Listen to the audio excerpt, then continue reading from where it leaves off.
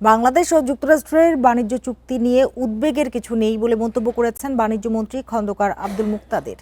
বলেন, কোনো ধারা বাংলাদেশের স্বার্থবিরোধী হলে তা সংশোধনের সুযোগ চুক্তিতেই রয়েছে।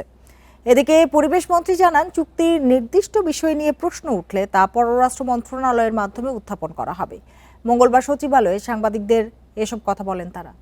এ বিষয়ে আলোচনা করতে রাজধানীর গুলশান থেকে আমাদের সাথে যোগ দিয়েছেন বিজিএমই এর পরিচালক ফয়সাল সামাদ।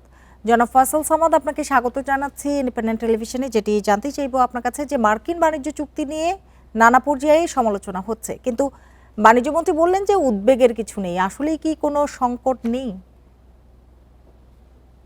ধন্যবাদ আপনার প্রশ্নের জন্য।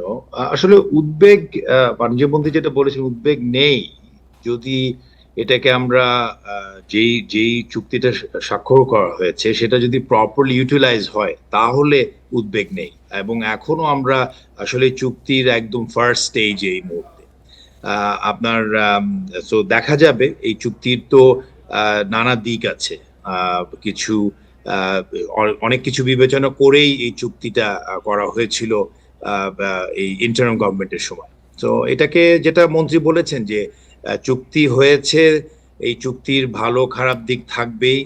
সেটা আমরা আমাদের মানে আমাদের এখনকার নির্বাচিত গভর্নমেন্ট সেটাকে আমাদের দেশের স্বার্থে যদি সেখানে কোনো অ্যামেন্ডমেন্ট করতে হয় বা সেই ধরনের নেগোসিয়েশন করতে হয় তাহলে সেটা করবে। কিন্তু যেটি এই যে বলেছে যে চুক্তিতে স্বার্থবিরোধী কিছু থাকলে সংশোধনের সুযোগ রয়েছে, আদতে কি রয়েছে? আমার জানার মধ্যে রয়েছে। আমি দেখার সুযোগ হয়েছিল, সেখানে আছে, ক্লজ একটা আছে।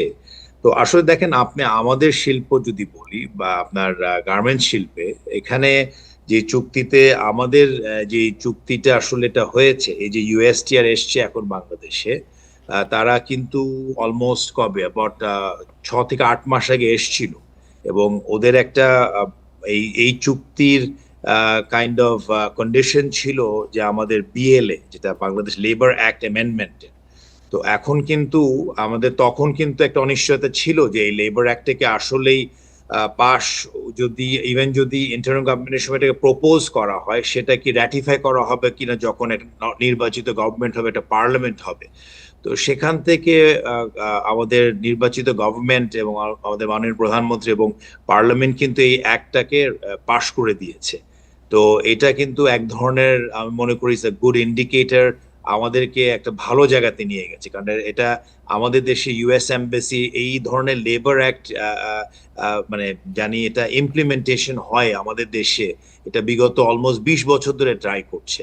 এখন কিন্তু আমাদের, আমি যদি বলি, এক ধরনের আমাদের নেগোসিয়েশন লেভেল থেকে আমরা একটা একটা মানে একটা ভালো জায়গাতে আছি এই এই বিএলএ একটা হয়ে যাওয়ার কারণে।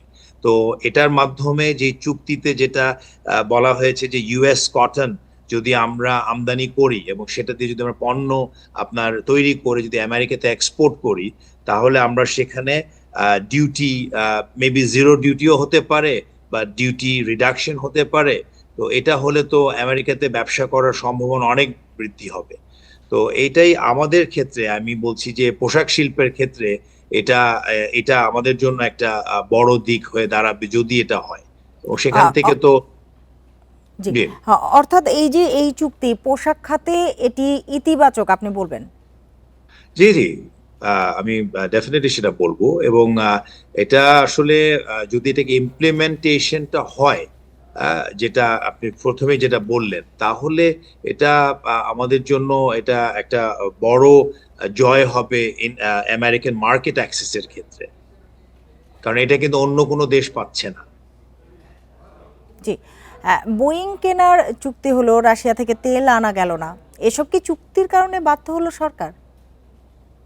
দেখেন, আমি আমার জায়গা থেকে আমি পলিটিক্যাল কোনো কমেন্ট থেকে রিফ্রেন করব, কিন্তু বোয়িং ছিল পার্ট অফ দ্য এগ্রিমেন্ট।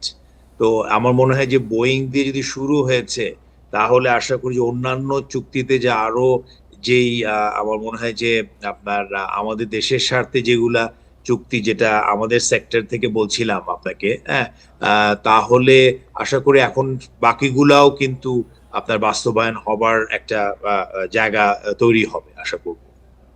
জি, হ্যাঁ, সেক্ষেত্রে রাশিয়া থেকে এই যে জ্বালানি আমদানি না করার বিষয়টিকে ভূ রাজনৈতিক একটি চাপ বা বলবেন কিনা, নাকি অর্থনৈতিক কোনো বিষয় রয়েছে এখানে? এখন এটা কিন্তু আমার জানা মতে যে রাশিয়া থেকে অয়েল নেওয়ার ব্যাপারে এটা নিয়েও এখন কথা চলছে গভর্নমেন্টে, এবং একদম যে তারা আপনার সবকিছু বন্ধ করে দিতে বলছে, আমার মনে হয় না যে মানে আমেরিকার মানে ওভারঅল পলিটিক্যাল সিচুয়েশন বা পলিটিক্যাল স্ট্যান্ড থেকে অনেক কিছুই তো ছাড় দিচ্ছে এখন। তো এটাও আবার কিন্তু এভরিথিং জিনিস সবকিছু কিন্তু বায়োল্যাটারাল নেগোসিয়েশন। আশা করবো যে আমাদের ফরেন মিনিস্ট্রি, আমাদের কমার্স মিনিস্ট্রি, আপনার এন্টায়ার পলিটিক্যাল মেশিনারি কাজ করবে to make it win win আমাদের জন্য, অ্যাজ ইন দেশের জন্য। সো এই আশ্বাস এবং এই মানে হোপ নিয়েই তো আমরা আসলে জি, আগাতে বুঝতে হবে পেরেছি। এই আপনার মুহূর্তে। বক্তব্য স্পষ্ট। জনাব ফয়সাল সামাদ, আপনাকে অনেক ধন্যবাদ আমাদের সাথে যোগ দেওয়ার জন্য, সময় দেওয়ার জন্য।